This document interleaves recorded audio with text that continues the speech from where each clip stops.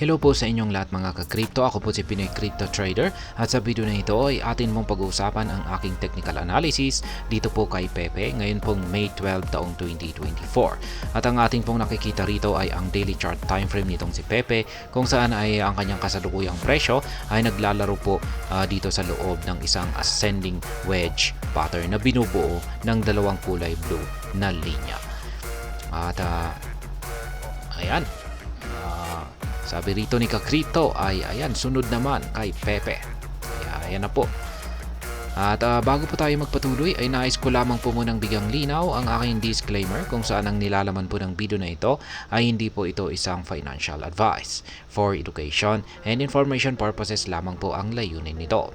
Maliban po dito ay nais ko na rin pong magbigay babala na wala pong kahit anumang group chat ang Pinoy Crypto Trader.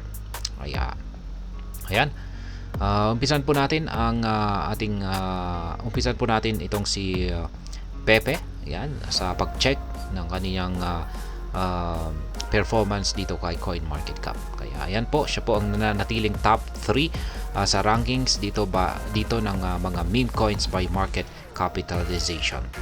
Ang kanyang 24-hour performance ay bagya po siyang bumagsak ng 0.92%, pero ang kanyang 7-day performance ay umangat naman po ng 2.52%. Ang kanyang trading volume naman ay bagsak po ng 42.67%, maging ang kanyang market cap ay bagsak na rin po ng 0.74%. Kaya makikita po natin dito sa kanyang kasalukuyang presyo ay nakakaronas po siya ng isang struggle dito. Yan, nahihirapan po siyang lampasan ang resistance line natin na 50 digits 880. Yan, mga ilang araw na po siya na nakakaranas ng struggle dito at hindi po niya kayang lampasan ito. Nagumpisa pa siya nitong mga May 4. Ayan, na subukang banggain ito pero ayan, tumatalbog lamang po siya rito or nauuntog lamang po siya rito at siya ay napapatras. Ayan, check naman po natin ang kanilang official X account kung meron po silang bagong tweet rito na posibleng makaapekto sa presyo ni Pepe ngayon. Yan, May 9 pa. Wala po tayong bagong tweet dito kay Pepe.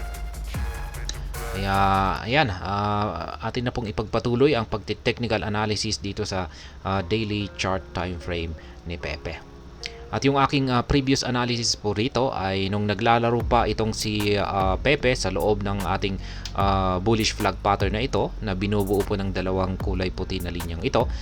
Yan, nung nagkaranas po siya ng breakout dito nitong mga April 23 ay nananatili pa rin po na valid yung aking price target na dulot po ng breakout na yan ay aakyatin po ni Pepe ang pinaka price target natin dito na 40 digits 1086. Kaya meron po akong nakaban dito na isang take profit or sell pending order.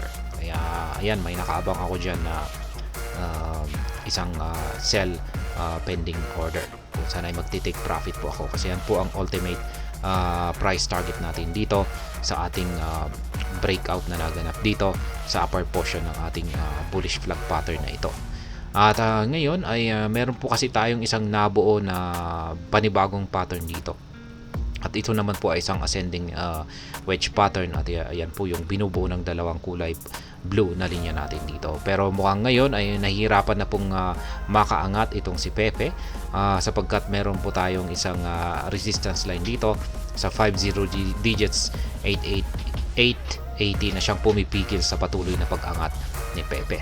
Pero yan, lumalaban po itong si Pepe kasi yung signal po natin sa ating dalawang indicator ay bullish pa rin. Ayan, bullish po yung ating Halswith indicator at maging yung ating QQE mod indicator dito. Kaya sa tingin ko ay talagang mas nakakalawang po talaga ang mga bulls at hindi po sila sumusuko hanggang ngayon na subukang lampasan at basagin yung resistance line natin dito. At sa tingin ko ay kung kung magagawa po talaga ng mga bulls na basagin ito ay dito na po ulit magpapatuloy sa pag-angat itong si Pepe. At para patamaan yung ating pinaka price target natin dito sa itaas. Pero bago po yan ay meron din po tayong isang harang dito at syempre ito yung upper portion ng ating ascending wedge pattern na ito. Yan. Pero kung sakaling dito po nagkaroon ng breakout, itong si Pepe ay ayan, babagsak po siya. Ayan, at posible po siyang bumagsak hanggang dito sa support line natin na 50 digits 643. Pero parang mababa po yung tsansa na mangyari yan. Kasi gaya ng sinabi ko kanina, ay yung ating dalawang indicator dito ay bullish na bullish po yung ating yung signal na ating nakikita dito sa dalawang indicator natin dito. Kaya talagang ang ginagawa po talaga ng market price ni Pepe ay ang sinusubukan po talaga niyang umangat or magpatuloy sa kanyang pag-angat sa presyo.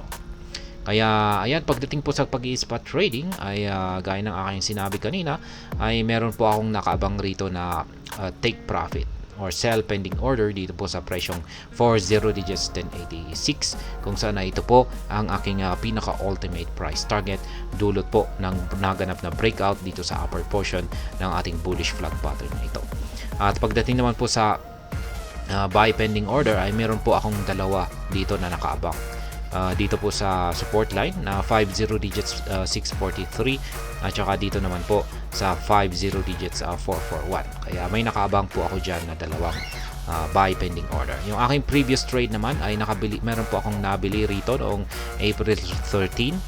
Yan, nakabili po ako dyan at meron na po akong dalawang na take profit dito. Nakapag take profit na po ako dito noong April 22 sa presyong 50 digits 643. At ikalawa ay dito po ako nakapag-take profit noong May 4. Yan, dito po sa presyong 50 digits 845. Kaya nakakadalawa na. Kaya kung pag-aakitin pa niyo ito ay pangatlo na po ito. Kaya yan, maganda po ang ipinapakitang dahil dyan ay maganda po yung para sa akin ang pinapakita ni Pepe. Yan, nakapagbigay na po siya ng dalawang take profit dito sa kanyang ipinakitang performance nitong mga nakaraang araw. At ayan, hanggang dito na lamang po tayo sa video na ito. Sana po ay inyong nagustuhan ang aking paliwanag sa video na ito. Kung inyo po itong nagustuhan ay pakiclick lamang po ang like button nito. Para naman po sa mga bago lamang dito, kayo po ay aking inaanyayahan para mag-subscribe. Pakiclick na rin po ang bell icon nito dahil ito po ang siya magsisilbing notification nito sa mga bago kong videos na akin pong ina-upload sa aking YouTube channel na ito. Marami pong salamat sa panonood. Ingat po tayo lagi at God bless po sa ating lahat.